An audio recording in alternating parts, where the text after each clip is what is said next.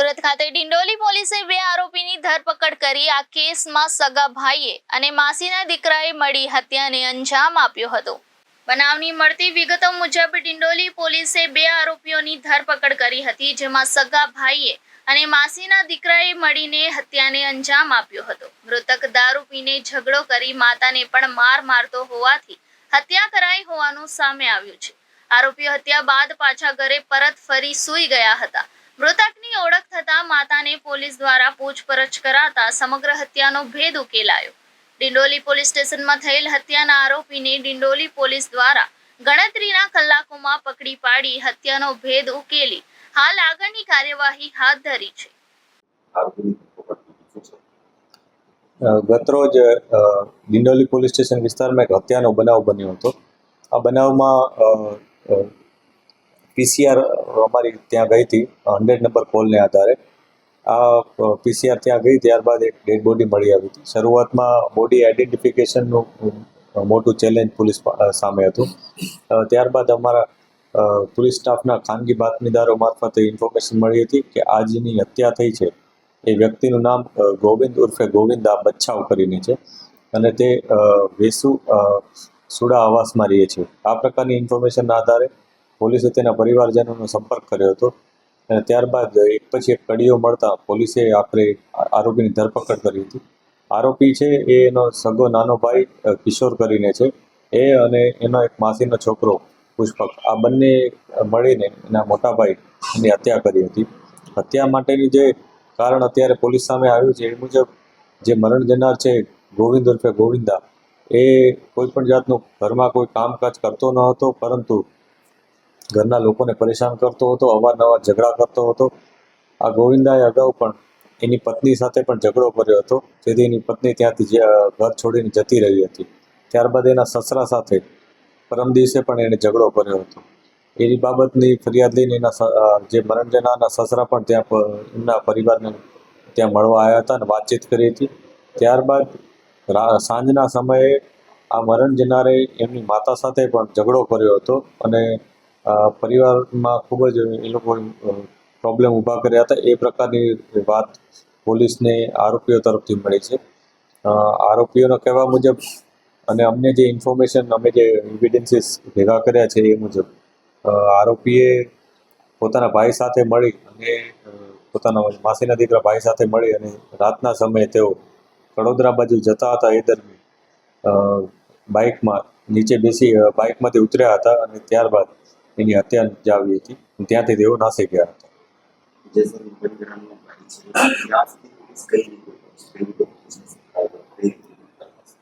પોલીસને પહેલાં જે બી ડેડ બોડી આઈડેન્ટિફાઈ થઈ ત્યારે પોલીસને ઇન્ફોર્મેશન મળી કે આ વ્યક્તિનો પરિવાર વેસુ સુડા આવાસમાં રહે છે। પોલીસે ત્યાં જઈને એની માતાની પૂછપરછ કરી હતી, ત્યારે એને માતાએ આ બોડી આઈડેન્ટિફાઈ કર્યું હતું અને જણાવ્યું હતું કે એમનો દીકરો છે અને ગઈકાલે એના નાના દીકરા ભેગા ત્યાં પોતાના નાના દીકરા સાથે ત્યાં બહાર ગયો હતો। ત્યારબાદ એના જે નાનો દીકરો કિશોર છે એની પૂછપરછ કરતાં કોઈ સંતોષકારક જવાબ આપ્યો ન હતો, એટલે પોલીસની થોડીક શંકા મજબૂત બની હતી અને આ શંકાના આધારે વધુ ઊંડાણપૂર્વક પૂછપરછ કરતાં છેવટે પોલીસને જાણવા મળ્યું હતું કે આની હત્યા કરનાર એમનો નાનો ભાઈ કિશોર જ છે।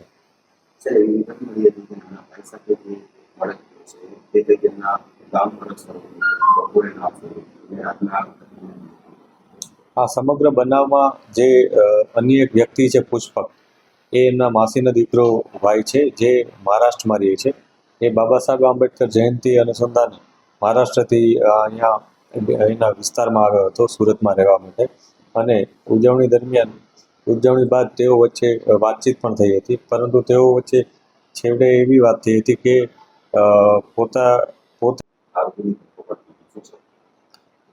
ગતરોજ ડિંડોલી પોલીસ સ્ટેશન વિસ્તારમાં એક હત્યાનો બનાવ બન્યો હતો। આ બનાવમાં પીસીઆર અમારી ત્યાં ગઈ હતી 100 નંબર કોલને આધારે। આ પીસીઆર ત્યાં ગઈ ત્યારબાદ એક ડેડ બોડી મળી આવી હતી। શરૂઆતમાં બોડી આઈડેન્ટિફિકેશનનું મોટું ચેલેન્જ પોલીસ સામે હતું। ત્યારબાદ અમારા પોલીસ સ્ટાફના ખાનગી બાતમીદારો મારફતે ઇન્ફોર્મેશન મળી હતી કે આ જેની હત્યા થઈ છે એ વ્યક્તિનું નામ ગોવિંદ ઉર્ફે ગોવિંદા બચ્છાવ કરીને છે અને તે વેસુ સુડા આવાસમાં રહીએ છીએ. આ પ્રકારની ઇન્ફોર્મેશનના આધારે પોલીસે તેના પરિવારજનોનો સંપર્ક કર્યો હતો અને ત્યારબાદ એક પછી એક કડીઓ મળતા પોલીસે આખરે આરોપીની ધરપકડ કરી હતી. આરોપી છે એ એનો સગો નાનો ભાઈ કિશોર કરીને છે. એ અને એનો એક માસીનો છોકરો પુષ્પક, આ બંને મળીને એના મોટા ભાઈ એની હત્યા કરી હતી. હત્યા માટેની જે કારણ અત્યારે પોલીસ સામે આવ્યું છે એ મુજબ જે મરણ જનાર છે ગોવિંદ ઉર્ફે ગોવિંદા, એ કોઈ પણ જાતનું ઘરમાં કોઈ કામકાજ કરતો ન હતો, પરંતુ ઘરના લોકોને પરેશાન કરતો હતો, અવારનવાર ઝઘડા કરતો હતો. આ ગોવિંદાએ અગાઉ પણ એની પત્ની સાથે પણ ઝઘડો કર્યો હતો, જેથી એની પત્ની ત્યાંથી ઘર છોડીને જતી રહી હતી. ત્યારબાદ એના સસરા સાથે પરમ દિવસે પણ એણે ઝઘડો કર્યો હતો. એની બાબતની ફરિયાદ લઈને જે મરણ જનારના સસરા પણ ત્યાં એમના પરિવારને ત્યાં મળવા આવ્યા હતા અને વાતચીત કરી હતી. ત્યારબાદ સાંજના સમયે આ મરણ જનારે એમની માતા સાથે પણ ઝઘડો કર્યો હતો અને પરિવારમાં ખૂબ જ એ લોકો પ્રોબ્લેમ ઊભા કર્યા હતા. એ પ્રકારની વાત પોલીસને આરોપીઓ તરફથી મળી છે. આરોપીઓના કહેવા મુજબ અને અમને જે ઇન્ફોર્મેશન, અમે જે એવિડન્સીસ ભેગા કર્યા છે એ મુજબ આરોપીએ પોતાના ભાઈ સાથે મળી અને પોતાના માસીના દીકરા ભાઈ સાથે મળી અને રાતના સમયે તેઓ કડોદરા બાજુ જતા હતા. એ દરમિયાન બાઇકમાં નીચે બેસી બાઇકમાંથી ઉતર્યા હતા અને ત્યારબાદ એની હત્યા નિપજાવી હતી. ત્યાંથી તેઓ નાસી ગયા હતા.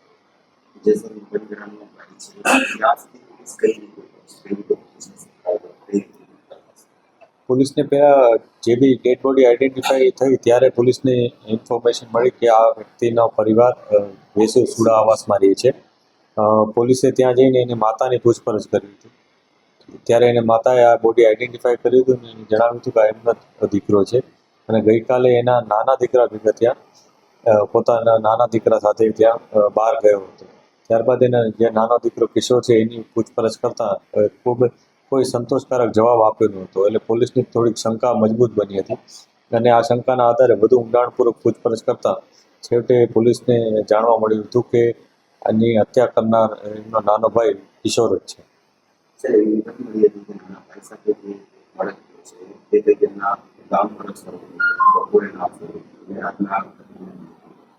આ સમગ્ર બનાવમાં જે અન્ય એક વ્યક્તિ છે પુષ્પક, એ એમના માસીનો દીકરો ભાઈ છે જે મહારાષ્ટ્રમાં રહે છે.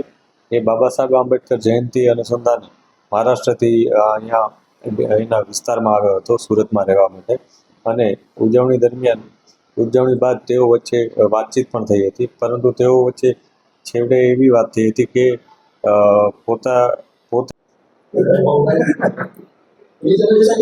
स्टार्ट करी। कल डिंडोली में एक हत्या का बनाव बना था। इस हत्या के बनाव में शुरुआत में डेड बॉडी जो थी वो आइडेंटिफाई नहीं हो पाई थी। पुलिस ने काफ़ी मेहनत की। उसी दौरान हमारे पुलिस कर्मचारी को एक इन्फॉर्मेशन मिली थी कि जो डेड बॉडी है वो कोई गोविंद करके रहने वाले व्यक्ति, पांडेसरा के रहने वाले व्यक्ति की है। बाद में पुलिस ने वहाँ पे संपर्क किया, तब पता चला कि वो सूड़ा आवास वेसू में रहता है। इस इन्फॉर्मेशन के आधार पे पुलिस उसके घर तक पहुँची थी। वहाँ पे उसके घर पे जाके उसकी माता जी वहाँ थी, उसको ये फ़ोटो दिखाया, तब उन्होंने ये बॉडी कंफर्म की थी और ये उन्होंने बताया कि ये जो डेड बॉडी है उनके बड़े बेटे गोविंदा उर्फे गोविंद बच्चाव की है। और कल रात वो मतलब परसों रात वो अपने छोटे भाई किशोर के साथ बाहर गया हुआ था।